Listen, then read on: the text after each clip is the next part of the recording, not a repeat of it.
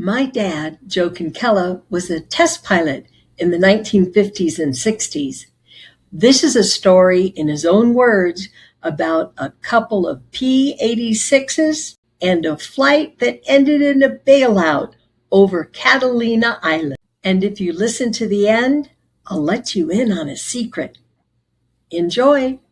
Bill and I were in a couple of 86Ds, and had checked them out. I forget why we were flying them, but anyway, the last part of the flight, you usually drop down on the deck or 500 feet, and you'd accelerate up to, out of the dive, you'd be up to 600 knots. They called it a high Q check, just to be sure everything worked smoothly at very high speed on the airplane.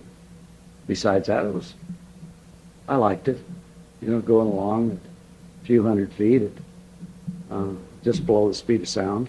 I said, well, I'm going back in. Bill said, I'll be in a few minutes. We were talking. He said, I'm behind you. And so I switched over to our company deal and was called the tower. And about that time, the tower, or not our tower, but before I got to the airport, our tower broke in on that frequency and said, was Yoakley with you? And I said, yeah, he's behind me. And he said, well, he just bailed out. And I said, he did? And he said, yeah. Well, what had happened, his engine just quit cold. It would not restart, nothing. And he didn't call because he was trying to go through all these procedures trying to start it.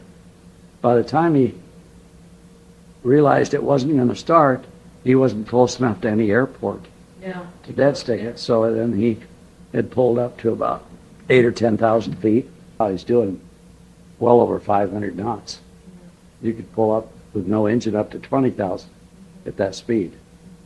So he left at about 10,000 feet over the channel.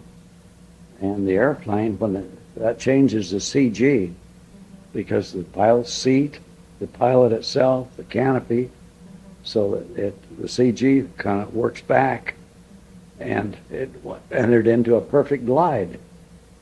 And of course the engine was off, but it was gliding, and these airplanes glide very well.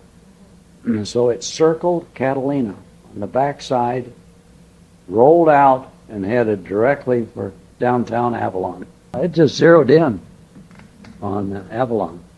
Another one of our pilots was following it, who had the fuel. Yeah. And he said, I didn't know whether to try to hit a wing or what, because boy, when it rolled out, it was just like somebody was flying it. Wow, where did it crash? It hit the ridge right above Avalon, just before, about 20 feet below the top. And there's no control because it's an empty plane? Empty airplane. Well, first of all, when he hit the water and got in his dinghy, there was a yacht pulled up. He said, boy, it was a party yacht. He said, oh, that's for me. That's great. Had all these girls running around in bikinis. It was probably a movie shooting type thing or something. Yeah. And he said, great. About that time, a seaplane taxied up. There was the Catalina service, hauling passengers. They landed and said, hey, you want a ride? So Bill was picked up. I thought, well, maybe I better go with them.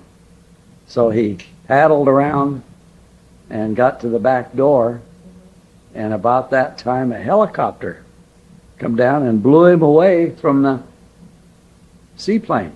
Wow. Navy helicopter. He said, yeah. He said, well, they wanted the rescue, because see, that's high marks for rescuing somebody.